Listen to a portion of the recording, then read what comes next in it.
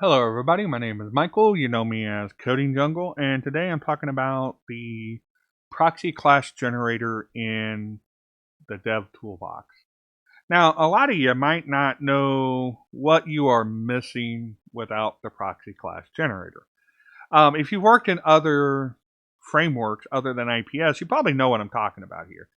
IPS is not very IDE friendly. And the biggest reasons why it's not IDE friendly is because it follows no known standards. They follow their own. So it doesn't have like PSR 0. The autoloader is not a PSR 4 autoloader or even a PSR 0 autoloader. The class structure isn't normal. The hierarchy, I should say, isn't normal, and their class names aren't part of a something within reason. And the reason it is because of the hook system mainly.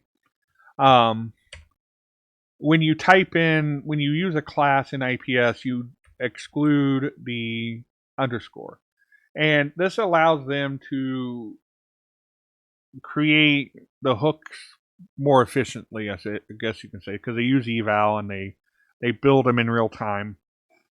They don't write them to disk anymore, so it's not a inheritance thing. It's the way that they do it nowadays in 4 versus 3.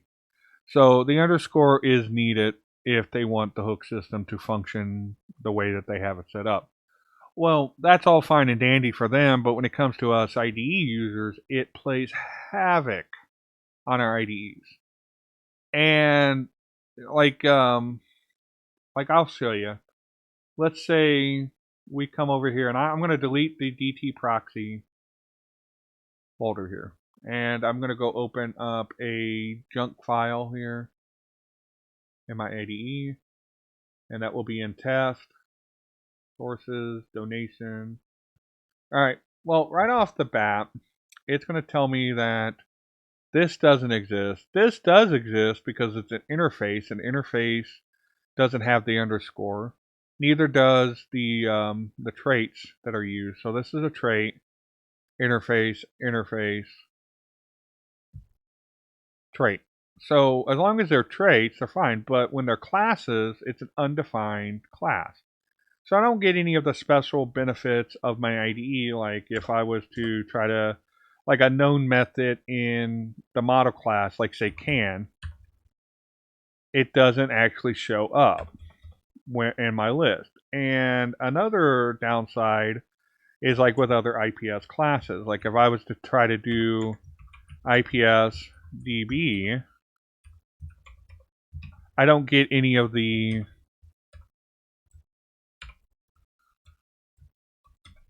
nothing pops up for it. Oh, wrong thing.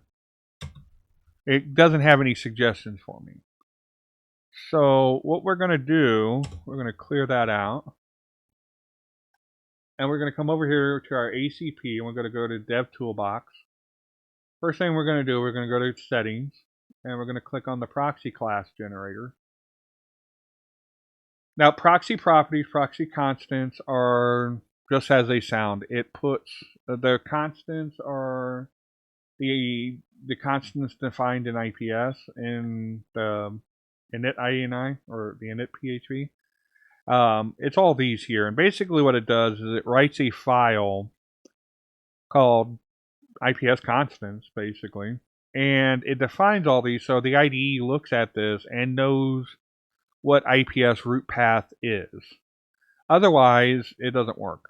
So that's why that's there. You can turn that off if you don't want it. I don't know why you wouldn't want it, but you can turn it off. Now, proxy properties are when you build the class, like this one here, it has a database attached to it. So it's going to have database entries, and it's going to have getters and setters eventually. Or more than likely, it already has a few like title and description and enabled. And what this does, it writes those to the proxy classes about to generate. Now, PHP Toolbox is for this wonderful extension for PHP PHP Storm by JetBrains. So you can actually, if you don't use PHP Storm or JetBrains IDE like you use IntelliJ or WebStorm, you can actually turn this feature off. It will save a few seconds in building the proxies, because otherwise you're just building stuff that you ain't going to be able to use. So you can turn it on or off. It's off by default. So if you want to use those features and you have this wonderful plugin by Daniel here, I'm not going to attempt to say his last name, because if I do, I'll embarrass myself and I'll probably offend. So, but it's a great tool. It adds a ton of little features that you are probably not even aware of that IPS or the IDE can even do. So I would honestly say download it, install it, and run the ProxyClass generator, and then never be to the wiser until the day I stop making it or the toolbox stops being made and we no longer have those features. All right, anyway, so we got it set up. We're going to save it. Just make sure everything's saved. Come back over here. Everything's saved. And we come up here to DevToolbox, or you can come to the wrench icon and go to ProxyClass. Oh, no, it's not actually in here. Oh, wow. I guess it's only up here in the top one. I'm going to choose ProxyClass Generator. I'm going to click on that. And it's a query thingy. I don't know what they call this. But it goes through and it finds all the PHP that matches the pattern that I have set up. And it creates proxy classes for them and adds them to our system root here as DT proxy. You got classes, extensions, templates, and which I don't know why it didn't produce the templates, but it should. And then most of this stuff is for the DT toolbox, except for namespaces. But everything else here is more or less for the toolbox. So let's go look at one of these, what it does. We are looking, let's go look at one class we're trying to call into our class here. Let's go look at model. So we're going to go find system, what is it? Node model, I believe. Yeah, node model.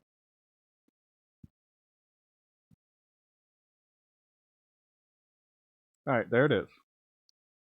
All right, all it's doing here, okay, first off on the properties, it gives it, well, let's start at the top. It creates the file, it gives it the same namespace as the model file, but it does it without the hook, underscore for the hook. So it becomes class model extends model. And in PHP Storm, you're going to get this error about auto classing, blah, blah, blah, broken. You just ignore that. So we add the properties for it, which are the two setters and getters I was talking about that it has. It has ID and title.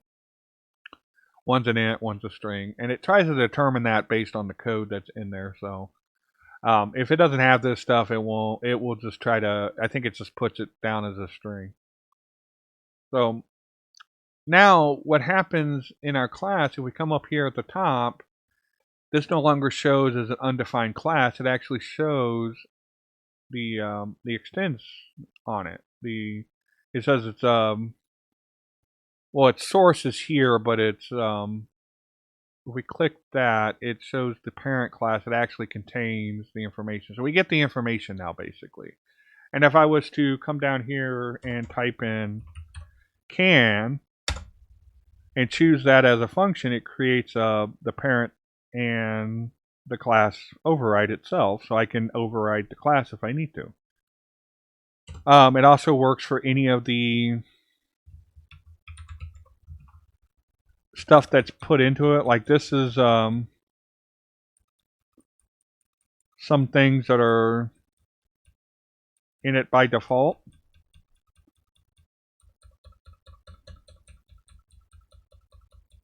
So our IntelliSense now works. And if we were to call another IPS class, like the DB class, it goes, oh, hey, look, we've got one now. And it tells us the available methods and properties out of that class. And it tells us how to use it. Like, that's a string, the next one's a column, and tells you the table name, that sort of stuff. I know a lot of people don't, like I said, a lot of people don't understand what proxy classes are, but that's what they are. They are very powerful ways to improve the use of the IDE with the IPS framework. And it's just, personally, I'm going to go out on a limb, and I would say that it helps make you become a better developer, basically.